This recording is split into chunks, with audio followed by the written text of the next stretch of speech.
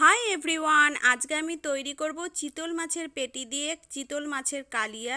আমার সাথে থাকো। যদি ভিডিওটা তোমাদের ভালো লাগে প্লিজ লাইক শেয়ার কমেন্ট করতে ভুলো না।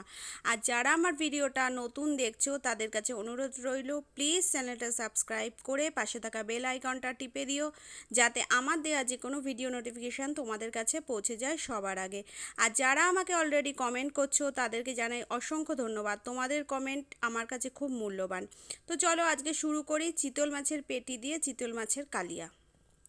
চিতল মাছের কালিয়া তৈরি করার জন্য আমি এখানে চিতল মাছের পেটি নিয়েছি 5 পিস। এবার এটা আমি নুন হলুদ দিয়ে মেখে 10 মিনিটের জন্য রেখে দেব। দেখো মাছগুলোকে আমি নুন হলুদ দিয়ে মেখে নিয়েছি। এখানে আমি নিয়েছি দুটো পেঁয়াজ, হাফ ইঞ্চি মতো আদা, দুটো কাঁচা লঙ্কা, একটা টমেটো আর কাঁচা লঙ্কাটা আমি একসাথে পেস্ট করে নেব, আর আদা আর পেঁয়াজটা আমি একসাথে পেস্ট করে নেব। দেখো টমেটো আর কাঁচা লঙ্কাটাকে আমি একসাথে পেস্ট করে নিয়েছি। এখানে আমি পেঁয়াজ আর আদাটা পেস্ট করে নিয়েছি। এখানে আমি একটা কড়াই বসিয়ে দিয়েছি। এবার দিচ্ছি সরষের তেল।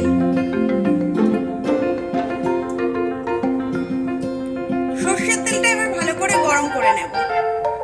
তেলটা দেখো গরম হয়ে গেছে, ধোয়া উঠছে। এবার দুটো করে মাছ দিয়ে আমি ভেজে তুলে নেব।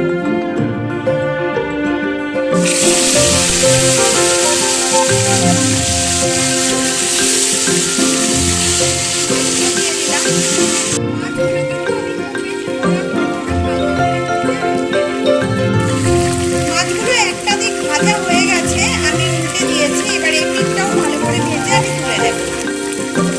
এই মাছগুলো ভাজা হয়ে গেছে, এবার আমি মাছগুলো দিচ্ছি।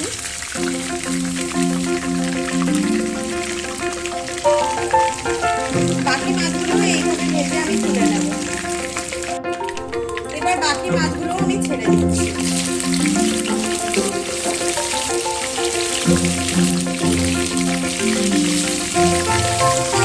ফোড়নের জন্য আমি এখানে নিয়েছি একটা তেজপাতা, সামান্য একটু গোটা জিরে, আর নিয়েছি গোটা গরম মশলা, তার মধ্যে রয়েছে দারচিনি, এলাচ, লবঙ্গ। এই মাছগুলো আমি উল্টে দিয়েছি।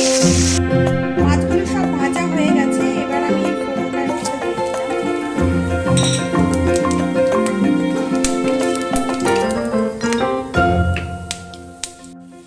এবার এর মধ্যে আমি দিয়ে দিচ্ছি পেঁয়াজ বাটা। এই পেঁয়াজটা আমি বেটে রেখেছি।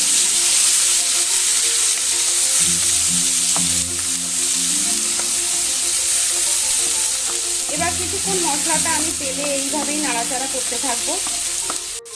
পেঁয়াজ বাটাটা আমি 2-3 মিনিট নাড়াচাড়া করেছি। এবার এর মধ্যে আমি দিয়ে দিচ্ছি টমেটো বাটা। এবার টমেটো বাটাটা এর মধ্যে দিয়ে এবার মশলাটাকে আমি ভালো করে কিছুক্ষণ সময় ধরে কষাতে থাকবো। টমেটো বাটাটা দিয়েও আমি 3-4 মিনিট মশলাটাকে ভালো করে কষিয়ে নিয়েছি। এবার দিচ্ছি পরিমাণ মতো হলুদ আর দেব পরিমাণ মতো নুন। এবার মিশিয়ে দেব। মশলাটা আরো 5 মিনিট আমি লো আঁচে কষাবো। মশলাটা যত ভালো কষানো হবে রান্নাটায় কিন্তু তত ভালো টেস্ট হবে। তো মশলাটা আমি আরো 5 মিনিট কষিয়ে নেব। 5 মিনিট মশলাটা কষানোর পর আমি অ্যাড করব জিরের গুঁড়ো পরিমাণ মতো। এবার আমি 3-4 মিনিট মশলাটা কষাবো। 3-4 মিনিট আমি মশলাটা কষিয়ে নিচ্ছি।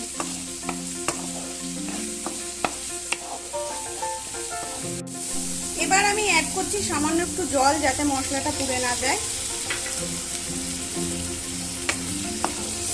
আর একটু সময় আমি মশলাটা কষিয়ে নেব।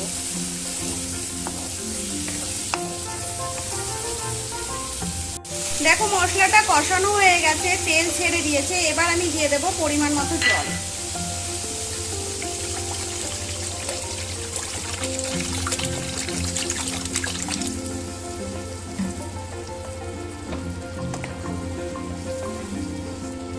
এবার জলটা ফুটে ওঠা অবধি অপেক্ষা করব। দেখো ঝোলটা ফুটে উঠেছে। এবার আমি একটা একটা করে মাছ এর মধ্যে ছেড়ে দেব।